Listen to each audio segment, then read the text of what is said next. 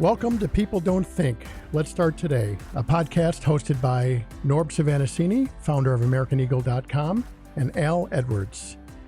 Norb, here we are before the mics once again. It's always a pleasure to be with you. How are you today?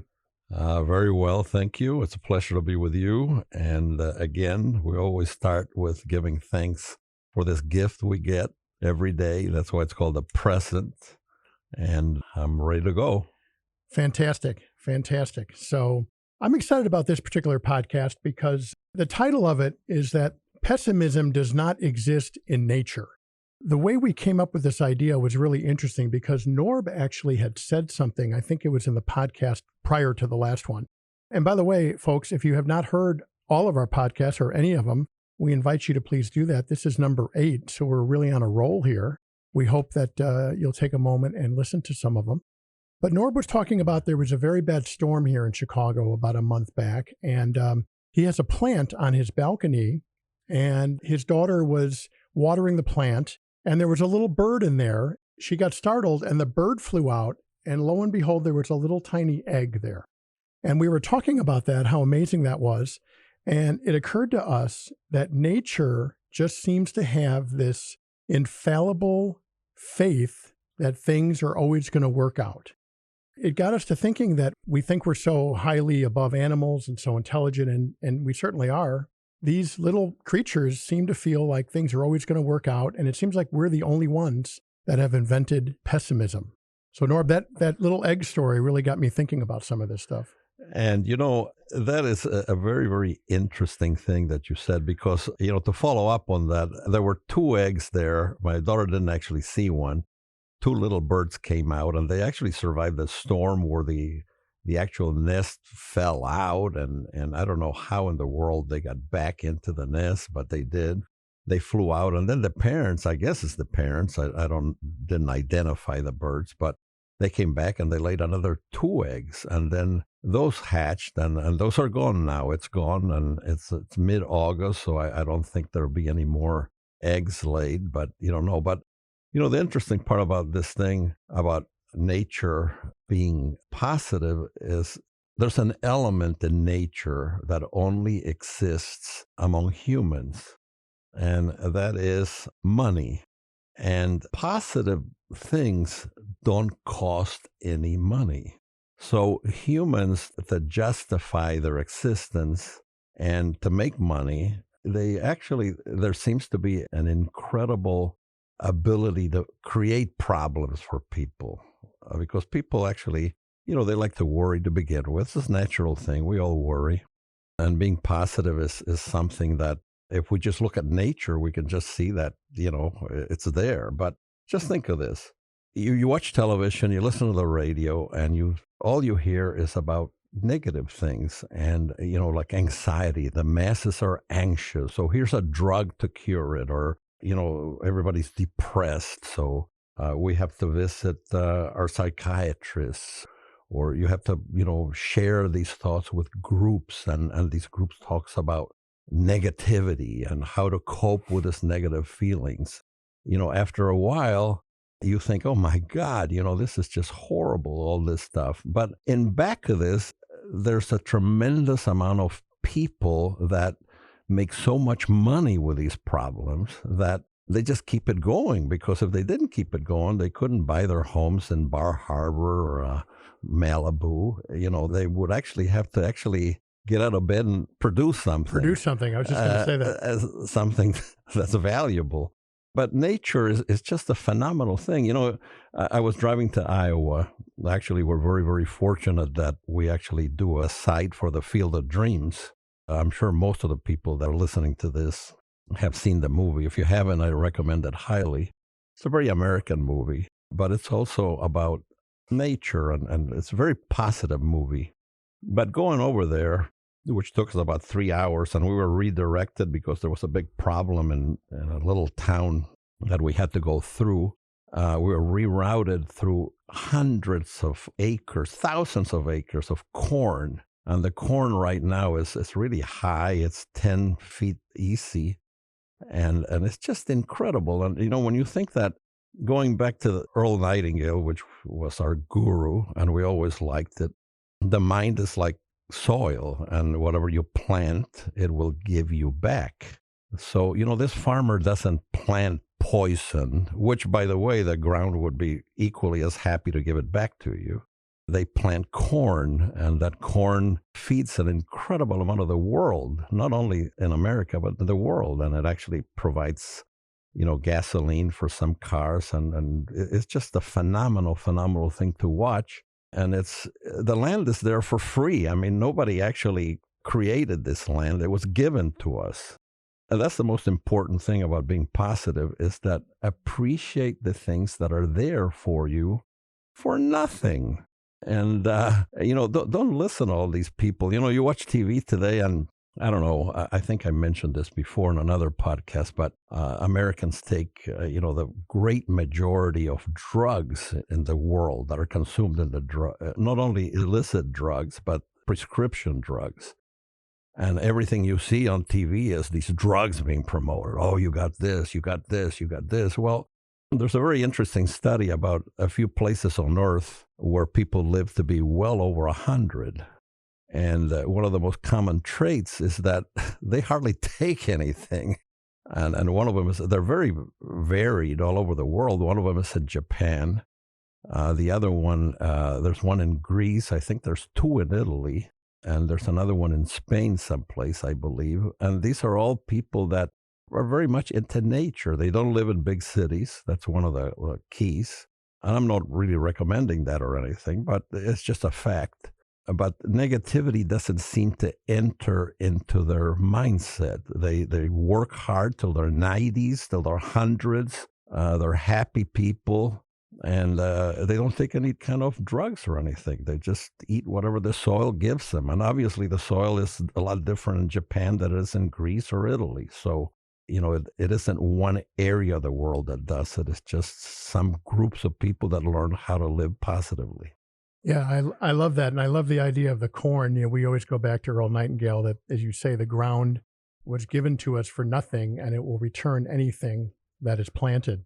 And that's a great segue to talk about our first point as it relates to there doesn't seem to be any negativity in nature. And the first one is that it just really seems that all the creatures of the wild have this undoubtable faith, and they act on that faith that everything is going to work out.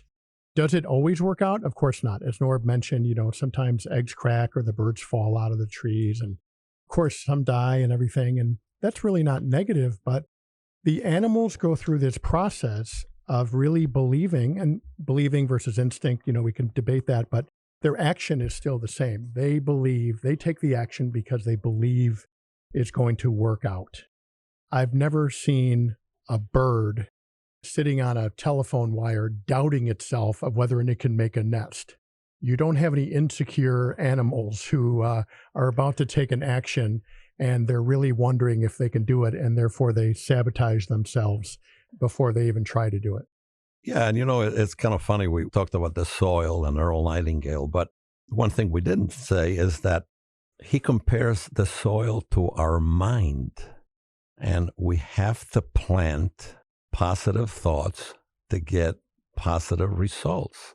Even the New York Times, which is a newspaper of great renown and very, very well respected in the world, has an interesting article, which is more intellectual than what we're talking about. But I'm quoting, behavioral scientists have spent a lot of time studying what makes us happy and also what doesn't. We know that happiness can predict health and longevity, and happiness scales can be used to measure social progress and the success of public policies. But happiness isn't something that happens to you. Everyone has the power to make small changes in our behavior, our surroundings, and our relationships that can help us on the course for a happier life. Now, that is incredibly basic. Sometimes sophisticated publications such as the New York Times can get basic and actually explain things that are very logical. Just be happy. You're going to be more successful. you're going to make better progress in life, and you're just going to live longer. So why in the world wouldn't you try to be more positive? That's what we're actually talking about. This is why we call this, the whole group of programs, People Don't Think. They don't think that a basic thing like thinking positive will make your life better. Absolutely. And that's a perfect segue into about thinking, and not only about ourselves, but a lot of people get almost emotionally paralyzed about what other people think of them.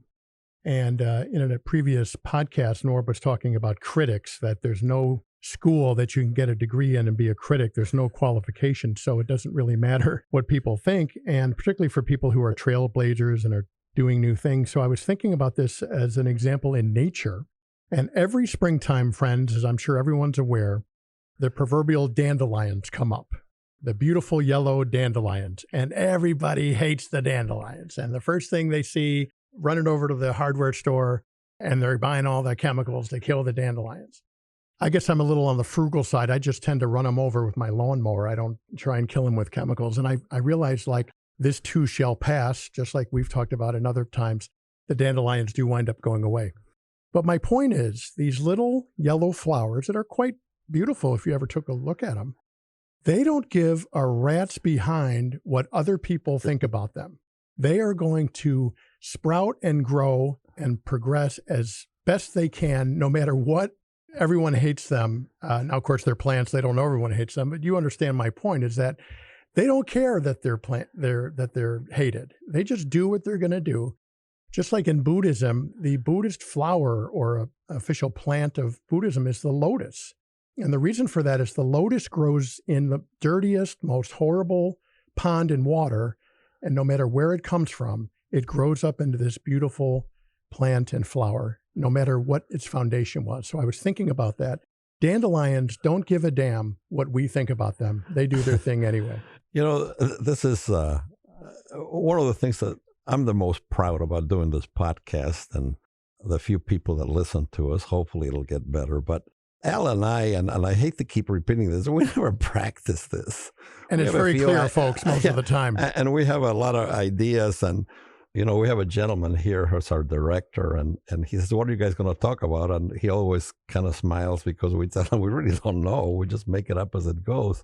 But, you know, what Al just said is something incredible. Two things come from that speech he gave, which I never heard before. I never even heard about it.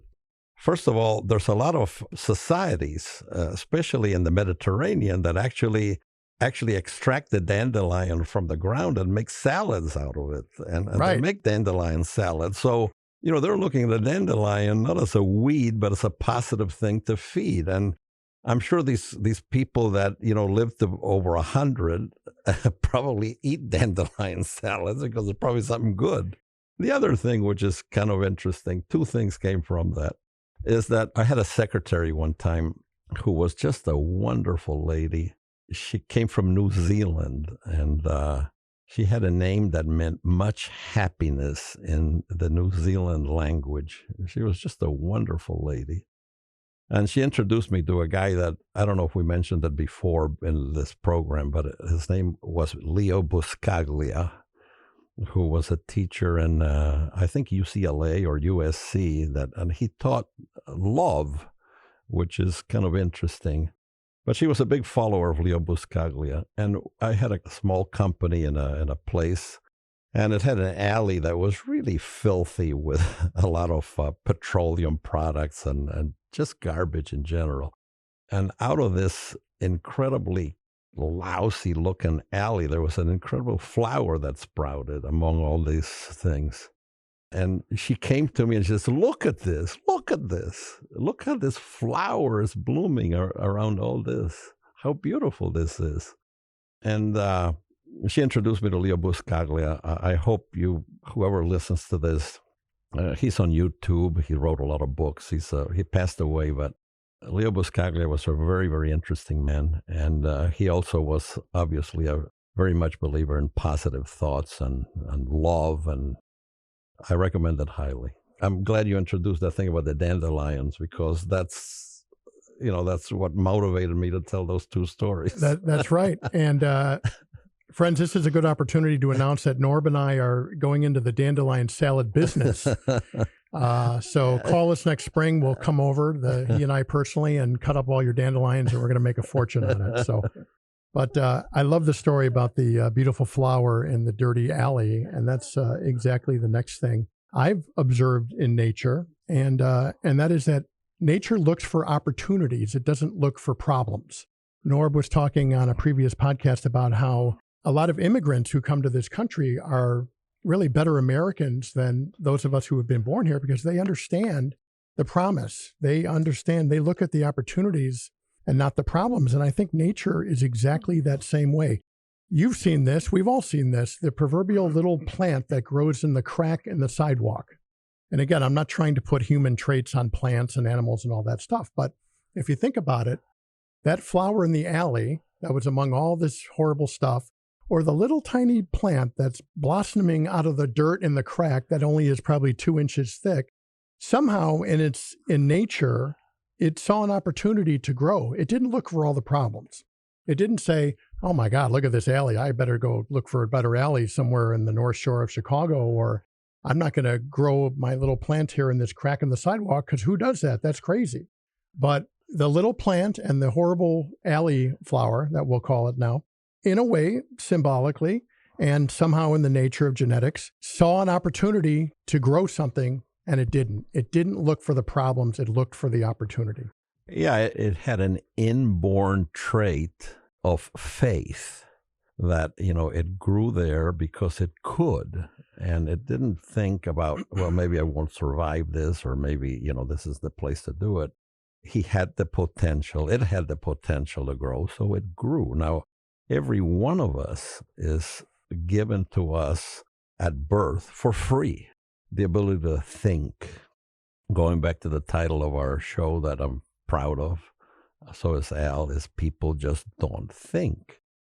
Just think about that. You're born, you're given all this stuff. I mean, Helen Keller, an example of somebody that wasn't given all the traits that the average person gets, still survived, made a great life out of herself. And there's thousands of people with handicaps that have survived the handicaps and actually made, that handicap the positive part about themselves. They weren't saying, oh my God, I got this handicap. No, they said, well, I got this handicap. I'm going to make the best out of it. And that's what positive thinking is, and one of the things about nature, you have an ice storm. I mean, if you live in the northern climates, you have ice storms and a lot of tree branches break, and that revives the tree. It prunes the tree. Nature prunes like that. And snowstorm, farmers in the Midwest like snowstorm because it actually moistens the soil. And when spring comes, that soil is ready to reap the rewards of the seeds being planted.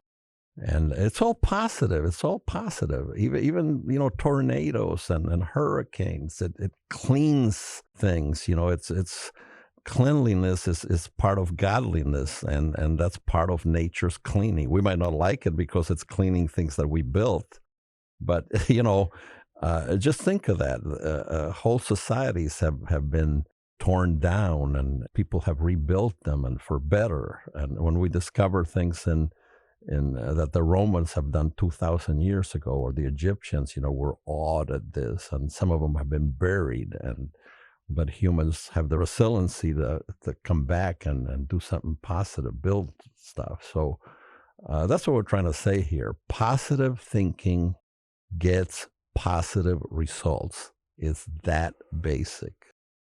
Absolutely. Absolutely. And we were talking about that earlier, actually, about how we perceive things to be negative. Like, storm today, and I've got a picnic at 12 o'clock. And our perception is the storm is negative, or the tree branches all fell off, or the forest fire burned half of the forest down.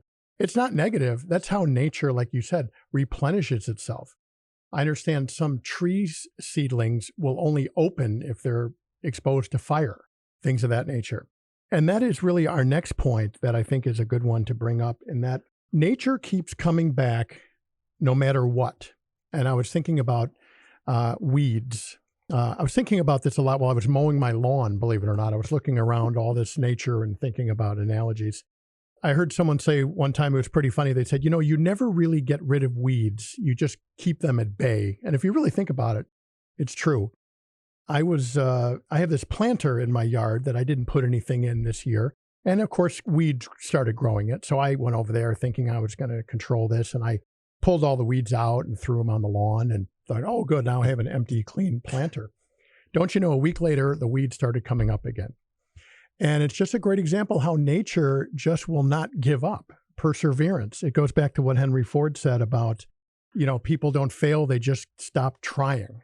I don't think there's a weed in the world that you can actually stop. You can just keep them at bay. I don't know. It's very true. And the interesting part about that is that it's like that with everything.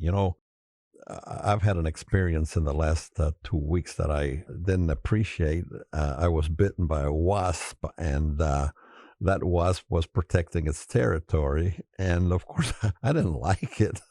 It hurts, by the way. But they're doing their job. They're being positive about what they're doing. They're protecting whatever they're trying to do. And I understand that. I was wondering, what's the purpose of a wasp? Because I really didn't know that. But they feed on spiders, and it's kind of funny because I didn't know that. So they're actually doing a service, Right. So the great architect who we talk about designed this in a way that there's checkpoints for everything, and it's all positive. That's for sure. Yeah. You want to talk about wasps? This is something that just happened to me 2 days ago. This is crazy. So I decided I'm going to repaint my porch at the house, and I wanted to power wash it because it was dirty, and I was trying to get some old paint off and everything. And my front faucet in the front of my house, I have one of those styrofoam covers on it that you put over the winter Sure. to insulate it. And I forgot to take it off because I don't use the front hose too much. And I look at it, and there's a hole in it, and I'm like, what in the heck happened here?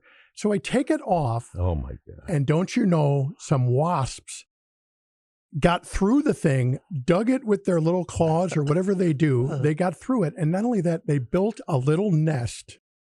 And that nest has a little stem and a little foundation on it that was stuck to the side of this thing. So, of course, I ran off like a little girl with all these wasps running around. But I thought to myself, my God, how did these animals know how to do this? It takes human beings 22 years to go to college to learn how to build a bridge or have a building stand up and not fall down. These tiny little insects knew positively that they were somehow going to burrow into this styrofoam thing and not only just get in there, but build a little house and a little cave for themselves. The good news is that I did take care of the wasp, and I was able to turn my power washer on. And I did not get stung, but I have gotten stung, and that's no fun for sure. One of the things that Al and I share, which is kind of very juvenile, which I'm very happy about, by the way. If you keep your juvenile wonder about everything, you'll be a heck of a lot happier. I guarantee you that. That's a guarantee.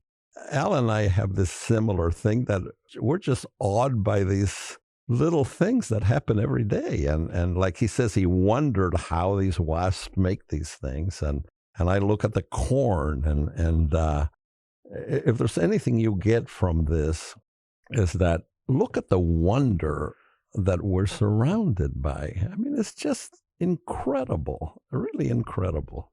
I've always said that about you, Norb. And juvenile sometimes is, perceived as he's juvenile. That means he's, immature or whatever. I've always said that about you. You have never gotten rid of your childlike wonder. That's really what it is. It's a childlike wonder of awe of seeing things. I'll tell you, this happened to me this morning. I was driving to work, and there was one of these front end loaders doing construction on the side of the road, and it had a jackhammer head on it. And it was pushing this 400-pound sewer cover around like it was a piece of a feather. And I'm sitting at this light, and I'm thinking to myself, my God, look at that. It's pushing it around like it's a toothpick. And this thing probably weighed 400 or 500 pounds. And it's amazing the things that happen in this world. No, it is. It's an amazing world. It's an amazing trip. And I'm always proud to say that I have a child's mind in an old body. Right. So I want to keep it that way. That's the best way to go. Well, friends, I guess what we're saying is that, your life is really what you make it. And as Norb said, what goes into our thoughts comes out in our life. And you get what you think about. My beloved brother Peter, who recently passed away, said that to me one time, and I never forgot it. You get what you think about.